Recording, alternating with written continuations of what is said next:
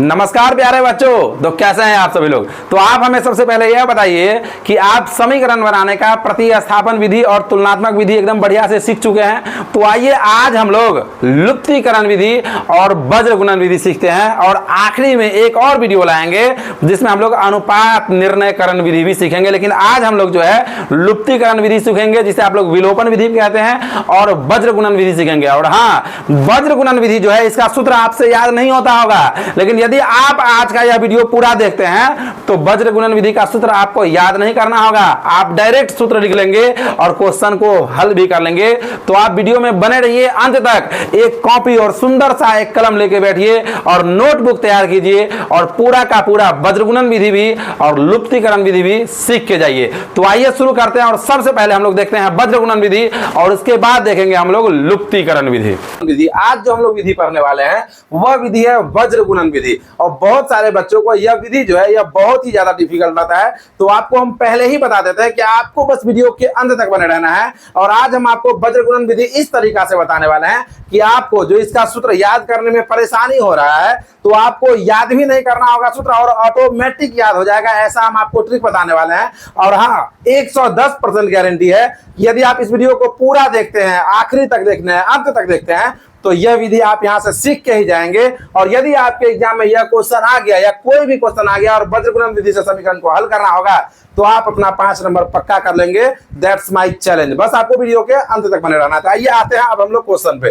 तो क्वेश्चन देखिए यहाँ पे जो है वह है कि समीकरण 8x + 5y = 9 और 3x + 2y = 4 को वज्र गुणन विधि से हल करें। अब यह विधि बच्चों को टफ क्यों लगता है? क्योंकि इसका जो सूत्र है वही नहीं याद होता रहता है, ठीक है ना। तो सूत्र पे तो हम लोग जाएंगे, लेकिन उससे पहले का जो प्रोसेस है उसे हम लोग समझते हैं। तो सबसे पहले आप क्या कीजिए कि जो दो समीकरण दिया हुआ है तो पहला वाला समीकरण को समीकरण फर्स्ट मान लीजिए और दूसरा वाला जो समीकरण है उसे आप समीकरण सेकंड मान लीजिए। तो यहाँ पे जो सबसे पहला जो समीकरण है आपका वह है 8x + 5y = 9। इसको हम क्या करेंगे कि समीकरण फर्स्ट मान लेंगे।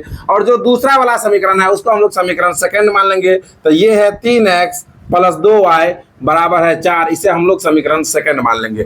अब देखिए, जैसे ही हम पहला समीकरण को समीकरण फर्स्ट मानते हैं और दूसरा वाला को समीकरण सेकंड मानते हैं तो इस समीकरण का जो है ना, ये समीकरण का जो है दो चर वाले रैखिक समीकरण जो है तो उसका व्यापक रूप क्या है? तो व्यापक रूप है ax + by + c = 0। तो यहाँ पे ये वाला c जो अचर पद है ये इस साइड है, तो इसी c को इस साइड लिख दिया गया है, ठीक है। अब आपको क्या करना है कि यहाँ पे देखिए एक बार और क्या करना है आपको कि यह जो +9 था ना इसको इस साइड रख लीजिए, ठीक है। +9 को इस साइड करेंगे तो ये क्या हो जाएगा? -9 हो जाएगा और बराबर में हो जाएगा 0। इतना में कोई दिक्कत नहीं है। फिर से जो +4 है इसको इस साइड कर लेंगे तो ये हो जाएगा -4 और बराबर में यहाँ पे भी हो जाएगा 0। अब जो दो चर वाला रैखिक समीकरण आप जानते हैं उसका व्यापक रूप ये है। तो अब जो यदि हम आपको कहे कि बताओ मेरे प्यारे बच्चों कि पहला जो समीकरण है इसमें a का मान क्या है, b का मान क्या है, c का मान क्या है, तो आप आसानी से बता सकते हैं। कैसे बता सकते हैं? तो सर x का गुणज है a और यहाँ पे x का गुणज है 8, यानी कि a का मान है 8। सर y का गुणज है b और यहाँ पे y का गुणज है 5, यानी कि y का मान है 5। तो ऐसे आप आसानी से बता सकते हैं। इतना में आपको कोई परेशानी नहीं होना चाहिए। लेकिन जरा ध्यान दीजिएगा, यहाँ पे तो एक समीकरण नहीं है, दो समीकरण है। तो इस परिस्थिति में जो पहला समीकरण है उसको हम लोग a1 b1 c1 कर देते हैं और जो दूसरा रहेगा उसको हम लोग क्या करेंगे तो a2x + b2y या प्लस क्या करेंगे कि c2 कर देंगे बराबर 0 है। और इसी के हिसाब से यहाँ पे हमको मान लिखना है कि a1 का मान कितना है, a2 का मान कितना है, b2 का मान कितना है, b1 का मान कितना है, यह हमें लिखना है। तो a1, ठीक है, उसके बाद लिख लेंगे b1 और फिर लिख लेंगे c1। यह तीनों मान पहले आप यहाँ पे लिखिए। तो तीनों मान a1 क्या हो जाएगा भाई? पहला समीकरण में तो x का गुणज है a, 8, यानी कि a1 हो जाएगा 8। अब देखिए b1 कौन है? तो y का गुणज। तो y का गुणज कौन है भाई? 5। तो b1 का मान हो जाएगा 5। अब c कौन है? अचर पद। अचर पद कितना है? 9 नहीं -9 है। तो c का मान क्या हो जाएगा? -9 हो जाएगा। आ गए c1 का मान। अब आ जाइए दूसरा नंबर समीकरण जो है उस पे। तो दूसरा जो है वो स्वाभाविक सा बात है कि a2 हो जाएगा, b2 हो जाएगा और c2 हो जाएगा। तो भाई a2 का मान क्या होगा? b2 का मान तो x का गुणज, तो x का गुणज है 3, यानी कि a2 का मान 3, b2 का मान 2 और c2 का मान हो जाएगा -4। मेरे हिसाब से इतना काम करने में आपको कोई भी परेशानी नहीं होना चाहिए मेरे प्यारे बच्चों। और आप हमें बताइए कि इतना काम करने में आपको कोई परेशानी है कि यह जो समीकरण दिया है और उसको यदि वज्र गुणन विधि से बनाना है तो A1 A2 B1 B2 C1 C2 का मान लिखने में आपको कोई परेशानी है? यह जो व्यापक रूप है इसके हिसाब से आप एकदम आसानी से लिख लेंगे, कोई तो परेशानी नहीं होने वाला है। अब आते हैं सूत्र पे। यह सवाल जो है यह डायरेक्ट सूत्र से ही बन जाता है। तो यहाँ पे हमको इसको जो हल करना है तो इसके लिए हम सूत्र लिखेंगे। तो भाई सूत्र क्या है इसका? तो जरा सूत्र पे आइए। तो सूत्र लिखने के लिए एकदम आसानी से आपको क्या करना है कि पहले x लिख लीजिए, ठीक है, फिर y लिख लीजिए और फिर यहाँ पे 1 लिख लीजिए। बड़ा हो गया, चलिए छोटा छोटा लिखते हैं। तो पहले लिख लेंगे x, फिर लिखेंगे y और फिर लिखेंगे यहाँ पे 1। इतना में आपको कोई दिक्कत है? कोई दिक्कत नहीं है। सभी में बट्टा दे दीजिए, सब में क्या करना है यहाँ पे बट्टा दे देना है। अब आपको क्या करना है सो जरा ध्यान दीजिएगा। एक चीज याद रखिए। क्या याद रखेंगे सर? तो बस बस। क्या याद रखेंगे? बस बस। उसके बाद का क्या याद रखेंगे? का और उसके बाद अब इतना आपको याद रखना है, ठीक है, इतना आपको याद रखना है। बस बस का अब क्या याद रखेंगे? बस बस का अब यही चीज आपको यहाँ पे बैठा देना है। तो देखिए यहाँ पे BC है तो BC यहाँ पे बैठा लेंगे। फिर यहाँ पे आप देखिए CA है तो CA यहाँ पे बैठा लेंगे। अब क्या है वहां पे AB है तो AB यहाँ पे बैठा लेंगे। देखिए कितना आसानी से सूत्र तैयार हो जाएगा, इसको आप जरा समझिएगा। अब क्या करना है कि यह तीनों मान जो है, यह तीनों मान के बीच में आपको क्या करना है कि बराबर का चिन्ह दे देना है। क्या करना है भाई? तो सर बराबर का चिन्ह दे देना है। तीनों मान के बीच में क्या कीजिए आप कि बराबर का चिन्ह दे दीजिए। लगभग सूत्र तैयार है। लगभग थोड़ा सा आपको हिंट देंगे और देखिए यह भी बन जाएगा। अब आपको सिंपल क्या करना है, 12 21 फिर से 12 21 फिर से 12 21, सूत्र तैयार है। अब इस बीच में यहाँ पे ये जो है B1 C2 B2 C1 C1 A2 C2 A1 A1 B2 और A2 B1, यहाँ पे आपको क्या चिन्ह देना है यह बस याद रखना है कि यहाँ आपको माइनस देना है या प्लस देना है, या आप समझ जाएंगे, क्वेश्चन सॉल्व हो जाएगा। तो यहाँ पे हर एक जगह आपको माइनस का चिन्ह दे देना है और सूत्र हो गया तैयार मेरे प्यारे बच्चों। सूत्र तैयार हो गया। अब देखिए कि यह सूत्र आप याद करेंगे कि सर जी सूत्र हो जाएगा वज्र गुणन का x बट्टे B1 C2 minus B2 C1 बराबर y बट्टे C1 A2 minus C2 A1 उसके बराबर 1 बट्टे A1 B2 minus A2 B1। यह सूत्र जब आप याद करेंगे तो आपको टफ लगेगा, लेकिन यह जो हम तरीका बताया है यह सूत्र लिखने का, तो आप हमें बताइए कि यह सूत्र कितना ज्यादा आसान है और याद भी नहीं करना है, खाली क्या याद रखना है? तो बस बस का अब और बस, यह सूत्र तैयार है। अब इसी के हिसाब से आप क्या कीजिए कि यहाँ पे मान बैठाइए और मान बैठाते ही आपका x और y का मान निकल जाएगा। तो आइए x या आगे आ जाते हैं। तो x बट्टा B1 C2, तो B1 कितना है और C2 कितना है? तो B1 का मान देखिए यहाँ पे है 5 और C2 का मान है -4। तो B1 का मान दे दिए 5, ठीक है, और इंटू C2 का मान कितना है भाई? तो C2 का मान है -4। तो ये मान यहाँ पे बैठा देते हैं, C2 का मान हो जाएगा -4, ठीक है। अब आ जाइए यहाँ पे माइनस है। अब B2 C1, तो B2 कितना है भाई? B2 है 2, तो यहाँ पे आ जाइए B2 है 2 और उसके बाद C1, तो C1 कितना है? C1 है -9, तो C1 हो जाएगा -9। इतना में आपको कोई दिक्कत है? कोई दिक्कत होना भी नहीं चाहिए। इसको भी कोष्ट में ही लिख लीजिए तो ज़्यादा अच्छा रहेगा। यहाँ पे क्या था? यहाँ पे है B1 C2, तो B1 का मान कितना है? B1 है 5 गुना और C2 का मान कितना है? -4, तो -4 है। इसको भी क्या कीजिए कि कोष्ट में लिख लीजिए, एकदम आसान रहेगा। अब आ जाइए आगे।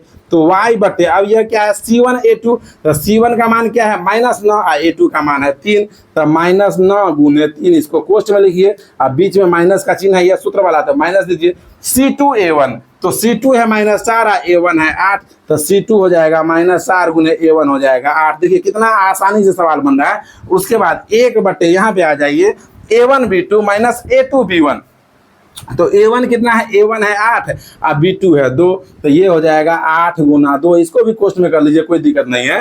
A1 B2, ठीक है, A1 B2 8 गुने 2। अब उसके बाद क्या है? A2 B1, तो A2 है 3 और B1 है 5, तो ये हो जाएगा यहाँ पे 3 गुने 5।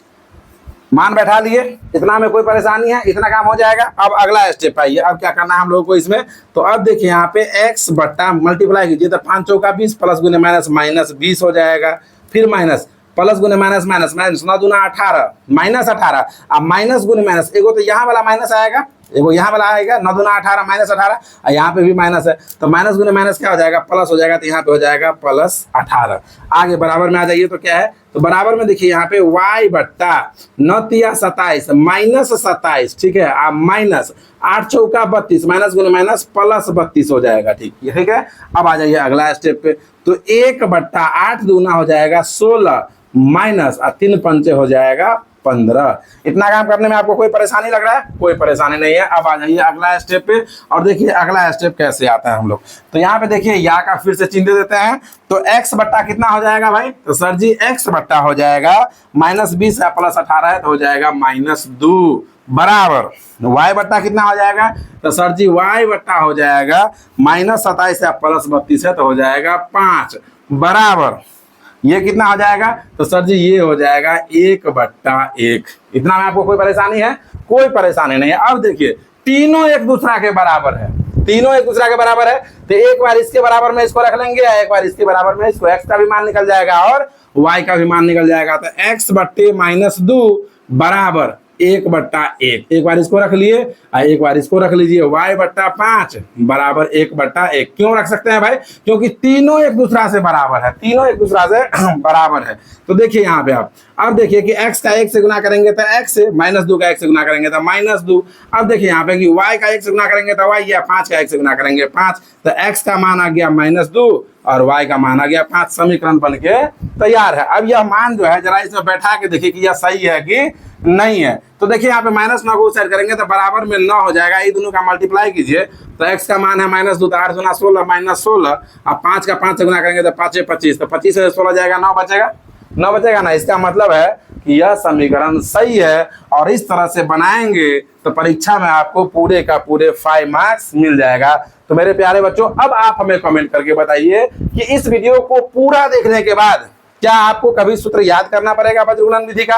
क्या ऐसा हो सकता है कि आपके एग्जाम में यह क्वेश्चन 5 मार्क्स से पूछे और आपसे न बने? कभी भी ऐसा हो सकता है, होना भी नहीं चाहिए और उम्मीद करते हैं कि होगा भी नहीं। समीकरण बनाने की 5 विधि पढ़ेंगे जिसमें से 3 विधि हम लोग पढ़ चुके हैं, तुलनात्मक पढ़ चुके हैं, प्रतिस्थापन पढ़ चुके हैं, वज्रगुणन पढ़ चुके हैं और अब हम लोग समीकरण बनाने की लुप्तीकरण विधि पढ़ने वाले हैं और आखिरी में हम लोग अनुपात निर्णयकरण विधि पढ़ेंगे। तो आइए आज हम लोग पढ़ते हैं लुप्तीकरण विधि। और हाँ, पहले ही आपको कह दूं कि आपको इस वीडियो को पूरा देखना है और पूरा देखने के बाद आखिरी में हमें बताना कि पूरा वीडियो देखने के बाद यह जो विधि है यह तुम्हें समझ में आया है या नहीं आया है। नहीं यदि समझ में आए तो आज के बाद एक भी वीडियो बोर्ड क्रैकर से मत देखना, यह मेरा गारंटी है। बस इस वीडियो को पूरा देखना है, अंत तक देखना है और कमेंट करके बताना कि समझ में आया या नहीं आया। और समझ में आएगा इसका 110% गारंटी है। और यदि यह क्वेश्चन एग्जाम में आया तो तुम अपना 5 मार्क्स पक्का करके जाओगे, यह भी चैलेंज है मेरा। तो बस तुमको क्या करना है कि वीडियो के एकदम अंत तक बने रहना है और पूरा का पूरा वीडियो को देखना है। तो आइए तो देखिए क्वेश्चन है जैसा कि यहाँ पे आप देख रहे हैं कि समीकरण 8x + 5y = 9 और 3x + 2y = 4 को लुप्तीकरण विधि से हल करिए। अब यहाँ पे देखिए दो समीकरण दिया हुआ है, दो समीकरण दिया हुआ है। तो जो पहला वाला है उसको हम मानेंगे समीकरण फर्स्ट और जो दूसरा वाला है उसको हम मानेंगे समीकरण सेकंड। तो सबसे पहले आप देखिए पहला वाला समीकरण क्या है? तो सर पहला वाला समीकरण तो शुरू में पहला है और जो बाद में है सो दूसरा है। वैसे तो यहाँ पे लिखा नहीं है पहला दूसरा, लेकिन जो पहले है सो पहला है, जो बाद में है सो दूसरा, इसको हम मान लेंगे। तो पहला समीकरण है सर 8x + 5y = 9। तो ये वाला समीकरण हम लोग यहाँ पे लिखते हैं कि 8x + 5y = 9। यहाँ पे आप हल लिख लीजिए, ठीक है ना। 8x + 5y = 9 और चूंकि यह पहला है तो इसको हम लोग मान लेंगे समीकरण फर्स्ट। इतना में कोई दिक्कत है? अब आते हैं जो दूसरा नंबर में है वह, तो दूसरा नंबर में जो समीकरण है वह है 3x + 2y = 4 और चूंकि यह दूसरा नंबर में है तो इसे हम मान लेंगे समीकरण सेकंड। बताइए इतना में कोई परेशानी है आपको? कोई परेशानी? कोई परेशानी नहीं है सर। अब आपको क्या करना है जरा ध्यान से समझिएगा। यहाँ पे लुप्त करना है, एगो को विलुप्त कर देना है। x और y में से किसी एक को विलुप्त कर देना है। तो जैसे ही हम x को विलुप्त करेंगे तो y का मान निकल जाएगा और जैसे ही y को विलुप्त करेंगे तो x का मान निकल जाएगा। तो यहाँ पे हम क्या करते हैं कि y वाला का विलुप्त कर देते हैं, इसको झाँप देते हैं, ऐसे बिला दिए इसको। तो अब बच गया 8x वाला खाली बच गया, खाली x वाला बच गया। तो जो यहाँ पे नीचे वाला जो x का गुणज है उसको ऊपर में गुना कर देंगे और जो ऊपर में x का गुणज है उसको हम नीचे वाला से गुना कर देंगे। अब आप ऐसे समझिए कि ये जो y वाला है ना ये यहाँ पे है ही नहीं, ये यहाँ पे है ही नहीं, ऐसे समझिए x वाला का। तो क्या बताएं कि जो समीकरण फर्स्ट में x का गुणज है उसको गुना करेंगे समीकरण सेकंड से और जो समीकरण सेकंड में x का गुणज है उसको गुना करेंगे समीकरण फर्स्ट से। मेरे भाई तो कमेंट करके बताओ कि इतना में कोई दिक्कत है? इतना में कोई दिक्कत नहीं है? आगे आ जाओ। अब हम यहाँ पे जो काम किए हैं वही यहाँ पे लिख लेंगे। अब यहाँ पे लिखेंगे कि भाई समीकरण फर्स्ट गुना कितना से गुना किए हैं भाई? तो 3 से और सेकंड गुना सेकंड को कितना से गुना किया भाई, 8 से। तो समीकरण फर्स्ट गुना 3 और सेकंड गुना 8 को अब यहाँ पे आपको क्या गौर करना है, जरा ध्यान दीजिएगा कि चिन्ह एक रंग है कि दो रंग। यदि चिन्ह दो रंग रहेगा तो जोड़ने पर, और चिन्ह एक रंग रहेगा तो घटाने पर। तो नहीं कुछ है तो प्लस, नहीं कुछ है तो प्लस। तो एक रंग चिन्ह है तो एक रंग जब चिन्ह है तो घटाने पर। तो को गुना कर, क्या करेंगे, गुना करेंगे, गुना कर। एक रंग चिन्ह है तो सर जी अभी ये बताया है घटाने पर। कोई दिक्कत? आइए अब क्या करते हैं कि चूंकि गुना में लिखे हैं तो सबका हम बारी बारी से गुना करते हैं। तो गुना कीजिए समीकरण फर्स्ट वाला का। तो 8 का 3 से गुना करेंगे तो सर जी 8 त्रिक 24 हो जाएगा। एक्स है तो एक्स, अब प्लस है तो प्लस। 5 का 3 से गुना करेंगे तो 5 तिया 15 हो जाएगा। वाई है तो वाई, और 9 का 3 से गुना करेंगे तो सर जी 9 तिया 27 हो जाएगा। आगे आइए, अब 3 का 8 से गुना करेंगे सर जी तो 3 अट्ठे 24 हो जाएगा। एक्स है तो एक्स। 2 का 8 से गुना करेंगे 2 अट्ठे 16 हो जाएगा। वाई है तो वाई, और 4 का 8 से गुना करेंगे तो 4 अट्ठे 32 हो जाएगा सर जी। ठीक है, अब सर जी क्या बताया है, तो सर जी बताया है गुना कर घटाने पर। तो घटाव में क्या होता है मेरे प्यारे बच्चों, तो सर जी घटाव में चिन्ह बदलता है। प्लस है तो माइनस, प्लस है तो माइनस, प्लस है तो माइनस। यहाँ पे नहीं कुछ है तो सर जी यहाँ पे है कहाँ कुछ, अरे है, प्लस है, छुपा हुआ है। यहाँ भी प्लस है इसलिए माइनस, यहाँ भी प्लस है इसलिए माइनस, यहाँ भी प्लस है इसलिए माइनस। माइनस आता था प्लस कर देते। अब देखिए प्लस 24 माइनस 24 गए, बिला गया ना। यही तो है लुप्तीकरण विधि, लुप्त कर दिए एक्स वाला को। अब खाली वाई वाला में तो माइनस 16 वाई है, अब प्लस 15 वाई है, तो ये घट के बचेगा वाई। क्या बचेगा? वाई। सर जी एक वाई बचेगा। अरे मेरे प्यारे बच्चों यहाँ पे नहीं कुछ है तो एक है, ठीक है ना, नहीं कुछ है तो एक है। तो मैं चलिए रहने ही दीजिए एक। अब बराबर वाला प्लस 27 है माइनस 32 है, तो घट के कितना आएगा, माइनस 5 आएगा। माइनस माइनस गए तो y बराबर हो गया 5। तो y का मान निकल गया। अब देखिए आपका यदि मर्जी है तो सेम प्रोसेस जो आप यहाँ पे लुप्त करके किए हैं यही प्रोसेस करेंगे, खाली यहाँ पे x के गुणज से गुना किए हैं तो y का मान आया है। और सेकंड प्रोसेस में y के गुणज से गुना करेंगे तो x का मान आएगा। यही प्रोसेस करेंगे, y का भी मान निकाल लेंगे, लुप्तीकरण विधि खत्म हो जाएगा। लेकिन हम आपको क्या कह रहे हैं कि जब एक बार हम बता दिए चेक करने वाले को कि भाई हमको आता है लुप्तीकरण, यही प्रोसेस है, तो अब दोबारा हम इस प्रोसेस पे न जाएंगे, दोबारा इस प्रोसेस पे नहीं जाएंगे। यहाँ पे y का मान रहने दिए। अब हम क्या करेंगे कि ई y का मान दोनों समीकरण में से कोनो एक में रख देंगे, x का मान निकाल के पटक देंगे, सवाल बन जाएगा। तो y का मान है 5। तो लिखते हैं यहाँ पे कि समीकरण फर्स्ट में y बराबर 5 रखने पर। कोई दिक्कत? समीकरण फर्स्ट में y बराबर 5 रखने पर। तो समीकरण फर्स्ट कितना है, तो समीकरण फर्स्ट है 8x प्लस 5y बराबर है सर जी 9। मान रखिए, तो y का मान 5 रखना है तो सर जी 8x प्लस y का मान है 5, तो 5 गुने 5 हो जाएगा बराबर 9 हो जाएगा। तो क्या हो जाएगा भाई, तो हो जाएगा सर जी 8x बराबर 8x प्लस 25 बराबर 9। तो सर जी 8x बराबर हो जाएगा 9 माइनस 25। तो सर 8x बराबर हो जाएगा माइनस 16, x बराबर हो जाएगा माइनस 16/8, कट के आएगा 2, यानी कि x का मान आ गया सर जी माइनस 2। यही तो बनाना है ना, यही ना बनाना है, बन गया, खत्म हो गया। तो फाइनली x का मान आया माइनस 2 और y का मान आ जाएगा 5। बताओ हमें कि सवाल समझ में आ गया, कंसेप्ट क्लियर है, वीडियो के एकदम आखिरी में आ गया। बताओ लुप्तीकरण विधि समझ में आ गया? यदि समझ में आ गया है तो डिस्क्रिप्शन में लिंक है, जाके प्रतिस्थापन विधि देखो, तुलनात्मक विधि देखो, वज्र गुणन विधि देखो। और हाँ, वज्र गुणन विधि का तो इतना शानदार तरीका बताया है कि तोरे सूत्र भी नहीं याद करना पड़ेगा, सवाल ऐसे ही बन जाएगा वज्र गुणन विधि का। तो वीडियो अच्छा लगा तो वीडियो को लाइक कर लेना और अपने इस चैनल यानी कि बोर्ड क्रैकर्स को सब्सक्राइब भी कर लेना। Thank you so much.